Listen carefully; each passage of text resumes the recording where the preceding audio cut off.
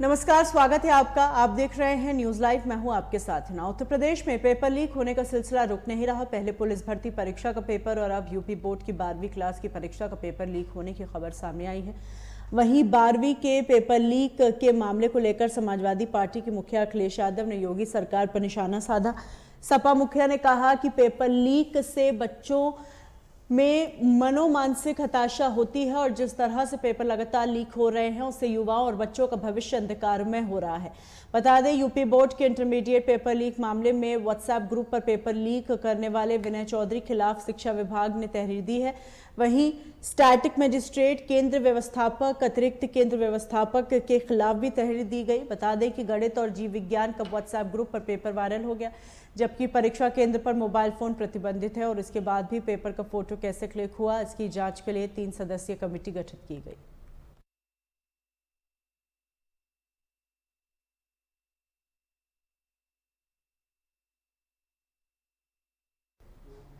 वहीं राजस्थान में जेईएन भर्ती पेपर लीक मामले में मास्टरमाइंड जगदीश बिश्नोई को एसओजी ने गिरफ्तार कर लिया।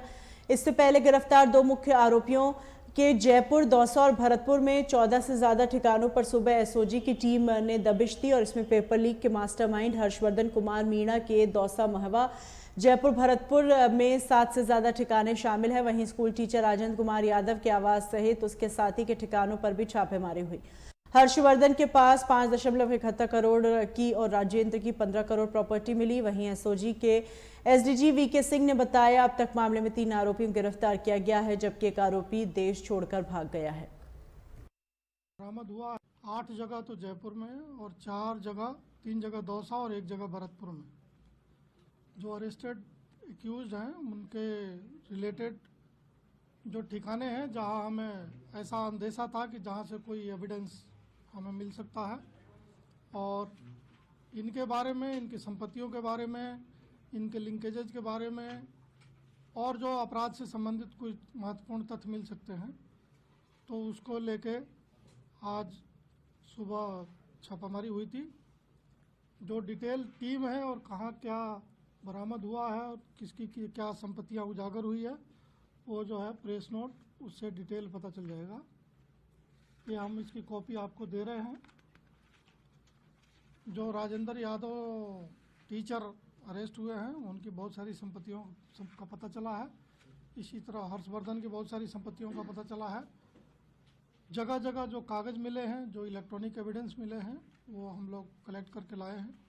फर्दर उसका एनालिसिस करेंगे और उसमें से जो हमारे काम की होगी उसका इस्तेमाल करेंगे। दूसरा जो एक महत्वपूर्ण अनाउंसमेंट है वो है, आपने पहले कवर किया होगा, इसी जेईएन भर्ती में जगदीश बिश्नोई उर्फ जगदीश जानी, उसकी गिरफ्तारी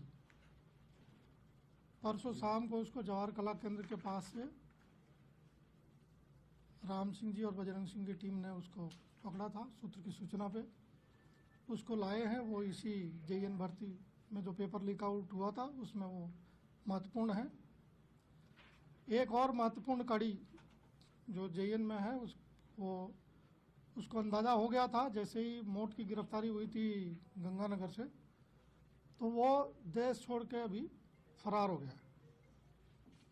यूनिक बाम्बू जो चूरू जिले का रहने वाला है वो फरार है अभी। बाकी जो महत्वपूर्ण थे जेईएन पेपर लीक में जो लगभग उनको हम लोगों ने समेट लिया है, और जो पेपर लीक के दौरान कैसे इन्होंने क्या किया उसका डिटेल लगभग अब पानी की तरह साफ हो गया है। किसने क्या रोल निभाया, किसने पेपर निकाला तो कैसे निकाला, वो अनुसंधान लगभग अपनी चरम पे है।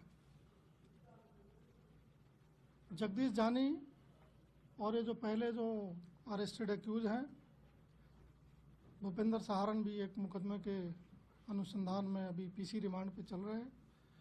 इन पे गहनता से अनुसंधान की ज़रूरत है। जो इनसे अनुसंधान होगा तो कुछ महत्वपूर्ण खुलासे की हमें उम्मीद है। छत्तीसगढ़ में आज से बोर्ड परीक्षा शुरू हो चुकी है और इस परीक्षा की शुरुआत हिंदी विषय के पेपर से ही की गई, जो सुबह 9 बजे से 12:15 बजे तक है। और इसके अलावा 10वीं की बोर्ड परीक्षाएं 2 मार्च यानी कल से शुरू होंगी। छत्तीसगढ़ में 10वीं और 12वीं की बोर्ड परीक्षाओं में 5.97 लाख बच्चे शामिल हुए। वहीं बोर्ड परीक्षा की शुरुआत के साथ ही छत्तीसगढ़ के मुख्यमंत्री विष्णुदेव साय ने परीक्षार्थियों को शुभकामनाएं देने के साथ तनाव मुक्त होकर परीक्षा देने की बात कही। हाँ, डबल इंजन की सरकार है और छत्तीसगढ़ का सौभाग्य है कि 4,842 करोड़ कर हस्तांतरण के रूप में मिला है और इसका उपयोग छत्तीसगढ़ के विकास में होगा और छत्तीसगढ़ की जनता की तरफ से भारत सरकार का, हमारे यशस्वी प्रधानमंत्री जी का और वित्त मंत्री का बहुत बहुत साधुवाद, धन्यवाद।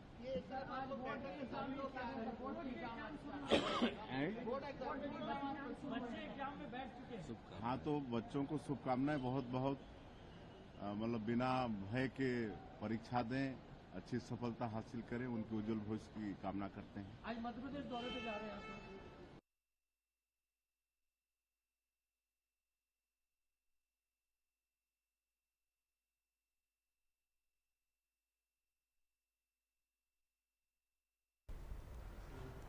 लोकसभा चुनाव होने वाले हैं। चुनाव के मद्देनजर राजनीतिक दल एक दूसरे पर जमकर बरस रहे हैं और इसी कड़ी में कांग्रेस के वरिष्ठ नेता सचिन पायलट ने केंद्र की आलोचना की। उन्होंने कहा, भाजपा पिछले 10 साल से शासन में है। भाजपा ने अपने शासनकाल के दौरान संवैधानिक संस्थाओं की विश्वसनीयता को कम कर दिया। उन्होंने पूर्व प्रधानमंत्री अटल बिहारी वाजपेयी की तरफ कहा कि पार्टियां आएंगी और जाएंगी, सरकारें आएंगी और जाएंगी, लेकिन इस देश को एक साथ खड़ा होना होगा।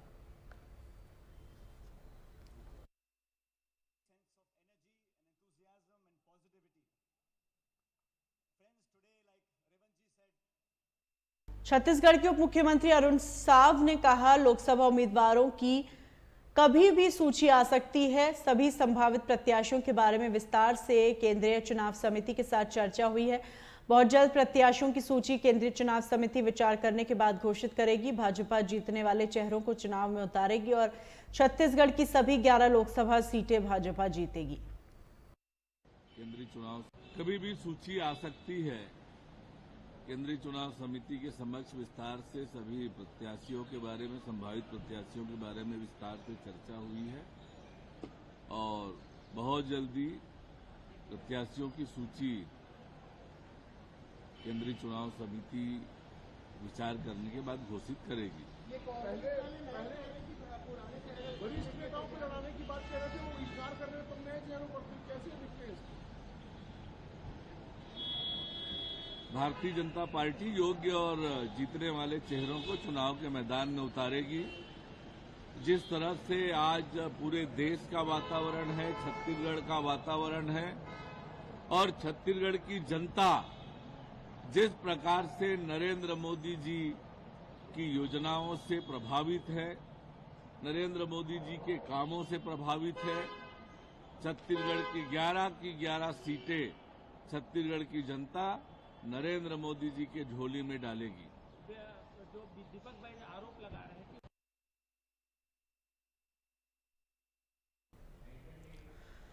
लोकसभा निर्वाचन के संबंध में भारत निर्वाचन आयोग के सदस्यों की टीम उत्तर प्रदेश की राजधानी लखनऊ पहुंची। इस दौरान कांग्रेस नेताओं ने निर्वाचन आयोग की टीम से मुलाकात कर अपना पक्ष रखा। मुलाकात के बाद पत्रकारों से वार्ता करते हुए कांग्रेस राज्यसभा सांसद प्रमोद तिवारी ने कहा, उन्होंने वोटर लिस्ट से छेड़छाड़ न करने की मांग की है। उन्होंने कहा कि अक्सर ये देखने को मिलता है, वोटर लिस्ट से कई लोग के नाम गायब हो जाते हैं।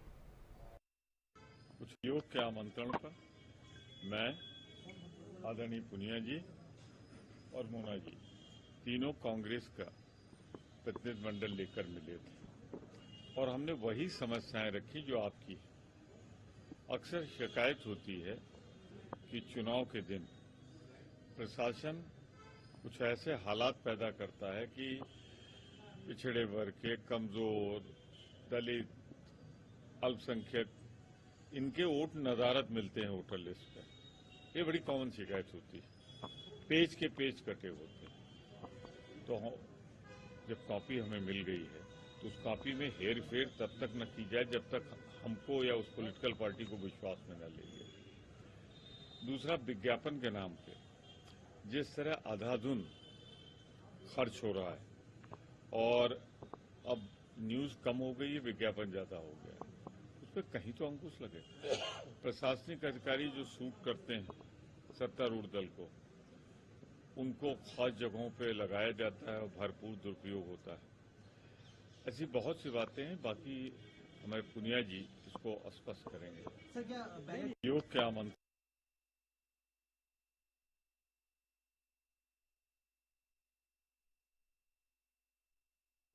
कांग्रेस के राज्यसभा सांसद इमरान प्रताप गढ़ी ने हिमाचल प्रदेश के राजनीतिक घटनाक्रम को लेकर विपक्षी पार्टी पर निशाना साधा। उन्होंने कहा वो बीजेपी की ऑपरेशन लोटस वाली राजनीति बुरी तरह विफल रही और कांग्रेस के केंद्रीय नेतृत्व ने सही समय पर सही फैसला लेकर सरकार को बचा लिया। कांग्रेस सांसद ने आरोप लगाया बीजेपी ने सरकार गिराने की कोशिश की, लेकिन बीजेपी की सारी साजिशें विफल हो गई। विदेश को विश्वास दिलाते हिमाचल की सरकार अगले 5 साल शांति से चलेगी और आंतरिक मामलों को आपस में ही सुलझा लिया जाएगा। देखिए, हिमाचल में भारतीय जनता पार्टी की राजनीति ऑपरेशन लोटस बुरी तरह से विफल हुआ है और मुझे खुशी है कि कांग्रेस के पर्यवेक्षकों ने और आदरणीय राहुल जी ने, प्रियंका गांधी जी ने, खरगे साहब ने सही समय पर सही फैसले लेकर के सरकार को बचा लिया है। भारतीय जनता पार्टी कितना भी कहे कि हम इन्वॉल्व नहीं थे, लेकिन अगर विधायकों को सीआरपीएफ की सुरक्षा में, अर्धसैनिक बलों की सुरक्षा में पंचकुला भेजा जाए या कहीं और शिफ्ट करने का प्रयास किया जाए, तो यह साफ जाहिर है कि भारतीय जनता पार्टी की सारी साजिश थी लोकतांत्रिक तरीके से चुनी हुई एक सरकार को गिराने की। और ऐसा राज्य जहां अभी चंद दिनों पहले प्राकृतिक आपदा आई थी, यही है भाजपा की राजनीति कि जब महाराष्ट्र में कोविड था, मध्य प्रदेश में कोविड था, तब वहां की सरकारों को गिराने के प्रयास थे, लोकतंत्र को लूटने के प्रयास थे। अभी जब चंद दिनों पहले वो राज्य धीरे धीरे प्राकृतिक आपदा से उबर रहा है, तो वहां की सरकार, हिमाचल की सरकार गिराने का प्रयास था। लेकिन भारतीय जनता पार्टी की सारी साजिशें वहां विफल हो चुकी हैं और हम देश को विश्वास दिलाते हैं कि हिमाचल की सरकार अगले 5 साल तक शांतिपूर्ण तरीके से चलेगी। हमारे आंतरिक मामले जो होंगे उसे हम सुलझा।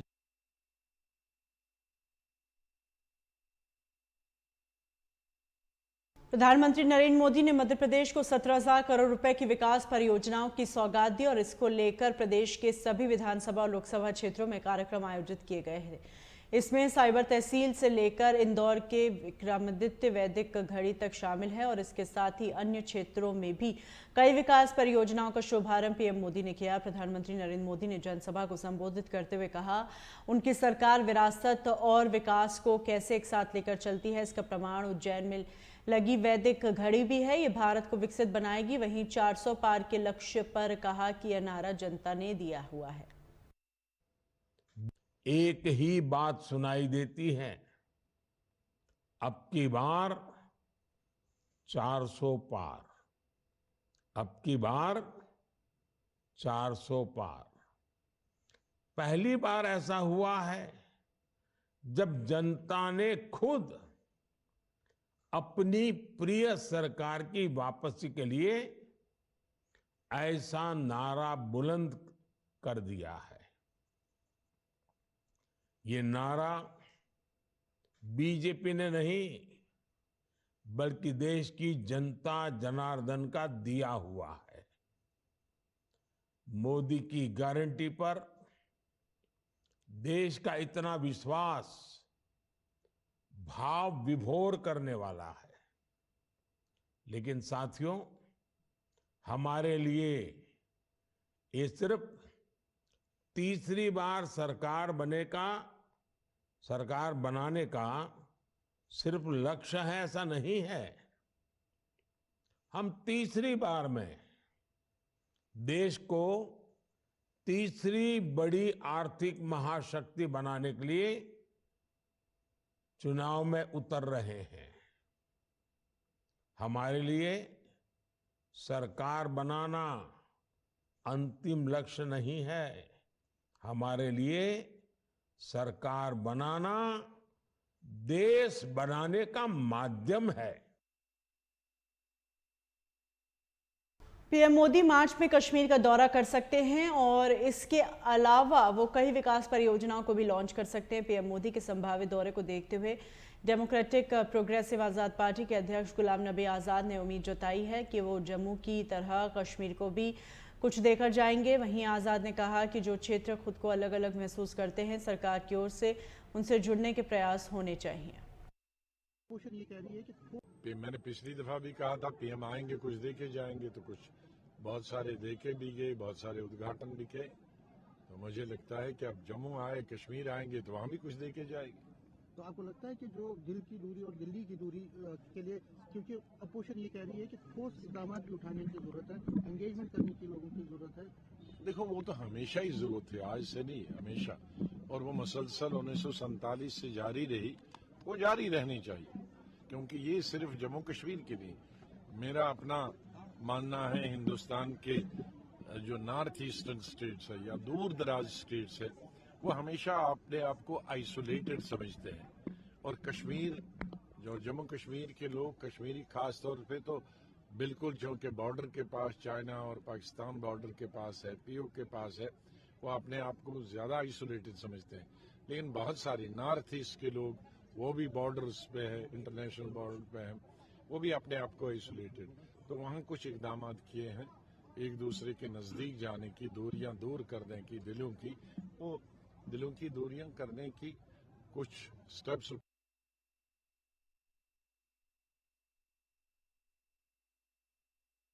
पंजाब के पहले institute of liver and biliary sciences को मुख्यमंत्री भगवंत मान ने लोगों को समर्पित किया। मोहाली के फेज B1 में स्थापित ये संस्था हेपेटोलॉजी के क्षेत्र में सुपर स्पेशलिटी केयर, प्रशिक्षण और अनुसंधान संबंधी अति आधुनिक बुनियादी ढांचे से लैस है।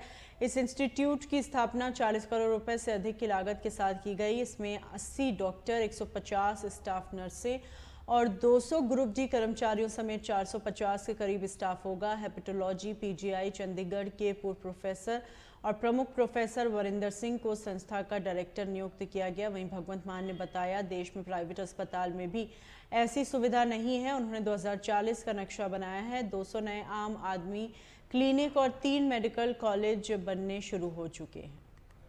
का पूरा बहुत बड़ा दिन है पंजाब के हेल्थ सेक्टर में, कि यहाँ पर हमने जो पूरे देश में सिर्फ 2 ही हॉस्पिटल हैं। दूसरा ये है, पहला भी आम आदमी पार्टी की सरकार ने दिल्ली में बनाया है, जो लिवर और किडनीज़ के जो मरीज़ हैं उनके लेटेस्ट इलाज का यहाँ पे प्रावधान है। और पूरे देश में कहीं भी किसी प्राइवेट हॉस्पिटल में भी ये सुविधा नहीं है, ये ऐसी जो मशीनें नहीं हैं। तो हमने 2040 का नक्शा बनाया है और बहुत बड़ा फ़ायदा होगा इससे लोगों को। अभी चेन्नई जाते थे या फिर दिल्ली, तो पंजाब में पूरे नॉर्थ इंडिया का पूरा जो हमने हेल्थ का जो हमारा मिशन है, जो माननीय अरविंद केजरीवाल जी ने पहले दिल्ली में सफलतापूर्वक जो है वो किया है, उसी के रास्ते हमारे अभी आ रहे हैं आने वाले दिनों में अरविंद केजरीवाल जी। और 200 के आसपास आम आदमी क्लिनिक और तैयार हो गए हैं, 800 से पार हो जाएगा। और स्कूल ऑफ एमिनेंस तैयार हो गए हैं, मेडिकल कॉलेज मोहाली में, कपूरथला और होशियारपुर में बनने शुरू हो चुके हैं। तो हम, जो हमारा पहला वादा भी था, गारंटी भी थी कि हेल्थ, एजुकेशन और इंफ्रास्ट्रक्चर पे पूरा तनदेही से काम कर रहे हैं। और आप प्लीज़ अपने कैमरों को अंदर ले जाके वो दिखाइए, वो मशीनें जो बिल्कुल लेटेस्ट मशीनें, कोई जर्मनी से आई है, कोई इवन बेड भी ऑटोमेटिक हैं, और जर्मनी से बेड आए हैं। और जब हमने बजट पास किया था तो यही कहा था कि अब जब बनाना है तो टॉप क्लास का बनाना है। तो अब लोगों की मर्जी है तो प्राइवेट में करवा लें। अगर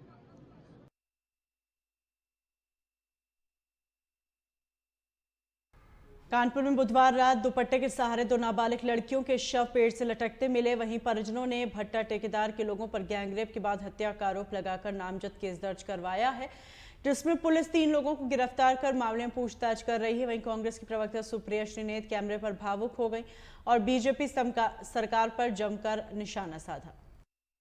के लोग एक ईंटे के भट्टे, हद है हैवानियत की। ये कहते हुए भी जुबान लड़खड़ाती है। ये खबर पढ़कर रूह कांप गई। असलियत ये है कि उत्तर प्रदेश के कानपुर में पेड़ की डाली से लटके हुए 2 नाबालिग बेटियों के शव मिले। इन बच्चियों के परिजन, इनके परिवार के लोग एक ईंटे के भट्टे पर काम करते थे। स्वाभाविक है गरीब रहे होंगे। उस भट्टे के ठेकेदार ने इनके नहाते हुए वीडियो बनाए, उसके बाद इनको ब्लैकमेल किया, उनका रेप किया, उनकी दोस्त के साथ सामूहिक बलात्कार भी किया। बेटियां ये पीड़ा, ये दंश नहीं सह पाई और अंत में थक हार कर, तंग आकर उन्होंने अपनी जान दे दी। लेकिन कहां है आक्रोश, कहां है गुस्सा, कहां है घृणा? क्या इतना सड़ गल चुका है हमारा समाज? क्या हम चलती फिरती लाशें बन चुके हैं? कहां हमने अपनी आत्माओं को, अपने जमीर को दफन कर दिया है? आज सवाल इस बात का है, किस बात की सजा मिली इन बेटियों को? गरीब होने की, एक औरत होने की? कहां से आती है बेखौफी इन दरिंदों में कि वो ऐसा कर गुजरते हैं? क्यों नहीं नजीर बनती है कि अगर बेटी की ओर आंख उठाकर भी देखा तो आंखें निकाल ली जाएंगी? चाहे वो हाथरस हो या मणिपुर हो या आज कानपुर हो, ये दंश आधी आबादी ही क्यों सहती है?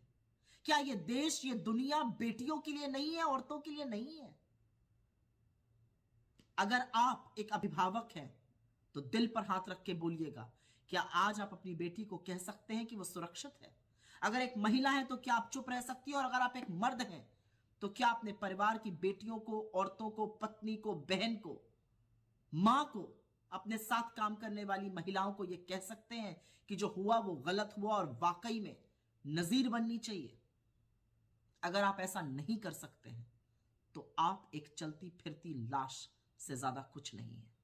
अगर कानपुर की इस दरिंदगी को पढ़ के आपको गुस्सा नहीं आता है तो आप वाकई में मर चुके हैं।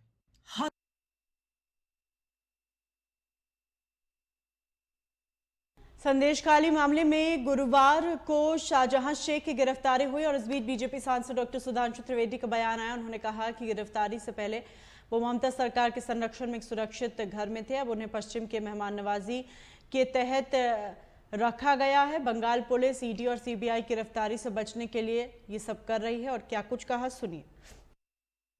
कि लगभग अब तक 56 दिन तक गायब रहने के बाद अचानक शाहजहां शेख की गिरफ्तारी हो गई।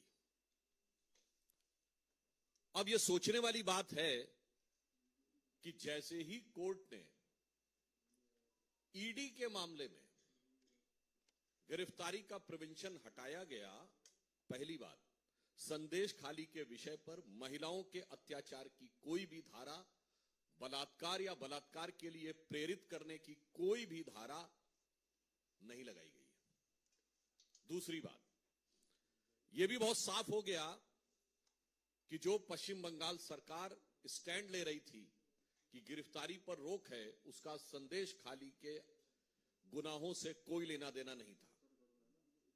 तीसरी बात, उन्होंने जो ईडी के विषय के ऊपर गिरफ्तारी की रोक हटने के बाद गिरफ्तार किया, तो मैं बहुत साफ पूछना चाहता हूं कि यदि आपने ईडी के विषय पर गिरफ्तार किया है तो पश्चिम बंगाल सरकार उन्हें ईडी को क्यों नहीं सौंप दे रही है? मतलब बहुत साफ है कि अभी तक इस बात को पूरे संदेह के साथ कहा जा सकता है, बल्कि पुख्ता संदेह के साथ कहा जा सकता है कि शाहजहां शेख महफूज ठिकाने पर ममता सरकार की दामने रहमत में कहीं पर महफूज था और अब उसे दोबारा हिफाजत देने के लिए, ताकि वह ईडी और सीबीआई के द्वारा गिरफ्तार न किया जा सके, वो पश्चिम बंगाल पुलिस की मेहमान नवाजी में चला गया है। ये मैं मेहमान नवाजी शब्द इसलिए प्रयोग कर रहा हूं, यदि आप लोगों ने तथाकथित गिरफ्तारी के समय उसकी भाव भंगिमा देखी हो,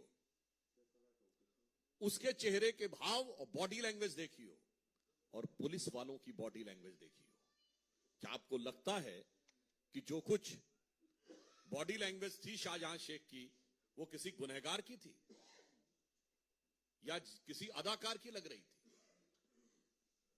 जिस स्टाइल से वो चल रहा है और जिस ढंग से पुलिस वाले उसके पीछे चल रहे हैं, तो ऐसा प्रतीत होता है कि जैसे पुराने जमाने में कहा जाता था ना कि बा अदब बा मुलायजा होशियार शाहजहां साहब जलवा अफरोज हो रहे हैं। कहीं से नहीं लग रहा था कि बेबसी जरा भी उसके चेहरे पे है, खौफ जरा भी उसके चेहरे पे है, गिरफ्तारी का कोई भाव उसके चेहरे पे है। ऐसा लग रहा था कि वो बाकायदा जलवा अफरोज हो रहे हैं। और उससे भी बड़ी बात, कभी पुलिस गिरफ्तार करती है तो आपने देखा है कि वो पुलिस आगे चलती है कि गिरफ्तार किया हुआ व्यक्ति आगे चलता है? पुलिस आगे चलती है। यहां तो ऐसा लग रहा था पुलिस एस्कॉर्ट कर रही है, क्योंकि शाहजहां शेख जिस धमक के साथ आगे चल रहा था और पुलिस वाले जिस ढंग से कंधे झुकाए हुए पीछे चल रहे थे, यह मैं इसलिए कह रहा हूं, यह संदेश खाली का संदेश पूरे भारत के लिए और पूरे समाज के लिए बहुत साफ है। उससे बड़ी आपत्ति हमारा साफ साफ पूछना यह है कि जिसको ममता जी ने फ्लोर ऑफ द हाउस पे डिफेंड किया,